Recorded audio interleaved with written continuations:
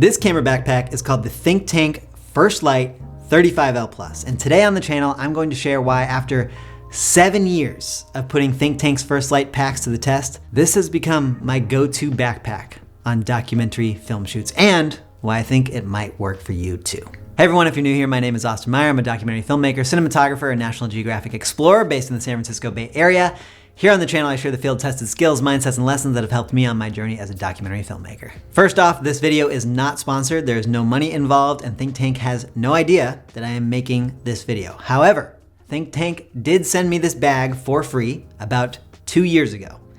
If that makes you upset or makes you not trust my thoughts on the bag, that is totally fine. But if you've been watching this channel for a while, then you already know that I don't make gear videos often. And when I do, I only talk about things that are part of my full-time kit. Hence the 2 years since I got the bag and when I'm speaking about it. In fact, in the case of Think Tank camera backpacks, I've been using the First Light series for the past 7 years.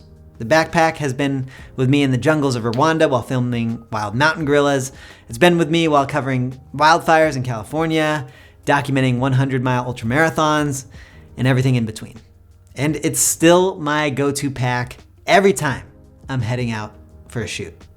All right, so why is that? Well, back in 2018, I got to see the downsides of cheaply made gear. At the time, I was doing my first big gear purchase, and I bought this backpack called the In-Case Camera Backpack for about $150. Then, while I was out on a shoot in Africa, I got caught in a sudden rainstorm, this one that you're seeing on screen right now, and the bag just could not handle it. After only about 5 minutes in that rain, water seeped into the bag, and condensation caused my camera to stop working properly. I said to myself from that point on, I really need to prioritize investing in filmmaking gear that is, 1, going to age well, like I won't have to replace it all the time. 2, it's gonna keep my camera safe. And 3, it keeps me comfortable because this job can be very physically demanding. And if you're working as a cinematographer, as a documentary filmmaker, you need to invest in gear that's going to keep your body comfortable and not injured. So when I got home from Africa, that is when I got my first camera backpack from Think Tank. This bag right here, which is the First Light 30L. Now the First Light 30L was my go-to bag from late 2018 to 2022. And since then, I've been rocking their latest model, the First Light 35L Plus. Both of them are great backpacks, and I wanna show you a little bit more about why I like them so much. Okay, so here we have the First Light 30L, and this is the First Light 35L Plus. So as I was just mentioning, this was the first bag I had. This is now my go-to bag. So this model, I believe, has been discontinued. You might be able to find it on eBay or secondhand, and it's a great option if you can find it. It's very similar to this one. So now we're gonna focus just on here, but I just wanted to show these bags side by side, just in case you're able to find the older model, because finding older models of camera gear is always a great way to go, especially if you're working on a budget. So the first thing I like about this camera bag is the size. And it's taken me a while to figure out the right size for me as a cinematographer working on run and gun documentaries in the field where I'm often, in small teams carrying a lot of my own equipment and often having to travel long distances either in the field or actually like on planes to get to my shoots. So First Light also has a 46-liter bag, which I have gotten my hands on, but I actually downsized to the First Light 35L Plus because I just felt like it was such a more manageable size for me. One of the things that I love about the size of this pack is it's suited for international carry-on. So I can bring this on the flight and throw it in the overhead bin. And in a squeeze, if I'm traveling with like a Pelican case and this backpack, usually I can get on the plane with this as my carry-on item. Now, when I do so, I'll try to get both my Pelican case and this up in the overhead bins. Sometimes that doesn't happen. This backpack is about the max size that I can get under the seat that allows me to, fly with my one carry-on item stowed beneath my seat. So this is useful for both traveling, but also like in the field. I think when I was first looking at camera backpacks, I just figured that the bigger the bag, the better, and that I should be investing in these huge bags. But man, I'm telling you, if I kit this bag out and I have it with lenses and batteries and things like this, it is heavy. Like, I'm not actually gonna wanna cover that much ground with a camera backpack filled to the brim if it's this size, let alone much bigger. So I realized that if I had much bigger backpacks, I was not even using them, because if I kitted them out fully, it was just too heavy for me. And like I said earlier in the video, I think one of the reasons why I don't see a lot of documentary cinematographers who are, you know, in their 50s and 60s when I'm out in the field, is because this profession is very hard on our bodies. So we need to treat them well. And for me, as someone who's not like a big guy, I really need to make sure that I'm not overloading myself when it comes to carrying equipment in the field. Okay, so that's a little bit why I chose the 35L plus size for this backpack. Now let's get into a little bit of the build quality of the bag. The build quality materials are just top of the line. The First Light series has these custom zipper pulls. It has water resistant zippers and a water repellent nylon exterior. And it also comes with a rain cover for all those days that I get caught in more rainstorms.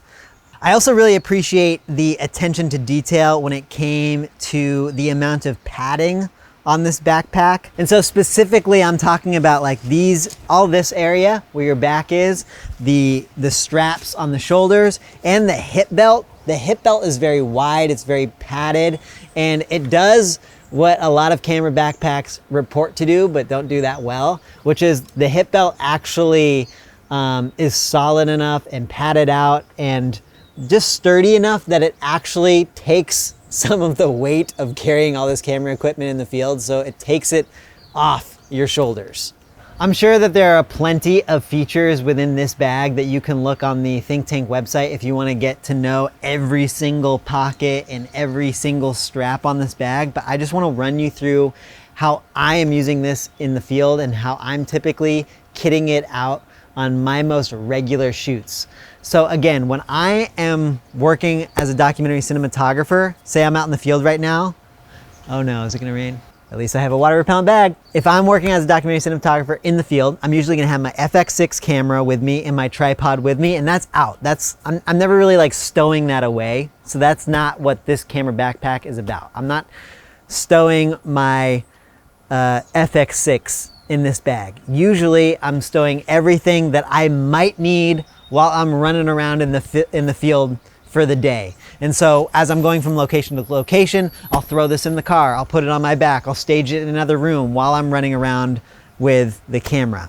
So this is how I typically keep my equipment in the bag. And this front pocket is where I will keep my computer. So this is a MacBook Pro 16-inch, and it's a tight fit, but pretty comfortable fit here in this bag. And then you also have like little front pockets as well within the front pocket, which is where I'll keep things like external hard drives, pens, things like that. So that's kind of like my front pocket on this bag. And then let's jump into the main compartment of this bag. So there you go. Let's see if we can see it there. Okay, so this is the main compartment of the bag.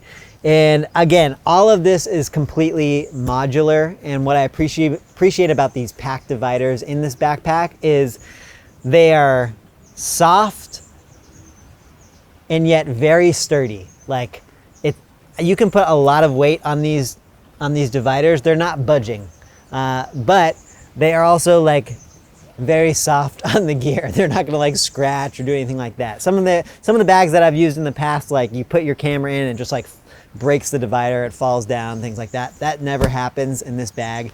The interior is all this soft Velcro. It comes with a bunch of dividers, so you can customize your setup based on the equipment that you have. So typically what I'm doing when I get into the field is this section right up here is usually my B camera, which I'm shooting on right now, which is the Sony a7S III, probably with a 24 to 70 2.8 lens. I'll just put right here. Then I have my 70 to 200 lens, fits right in there. You could easily put like a drone, something like that. This is all my audio equipment that I have in this pack right here.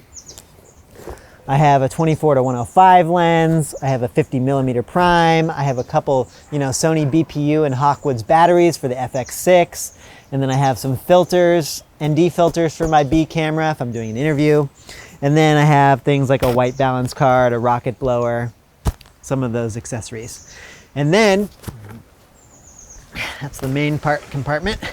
And then you also have this nice inside sleeve. And so for me, what I do up here is I have a bunch of batteries for the B camera. So a7S III batteries.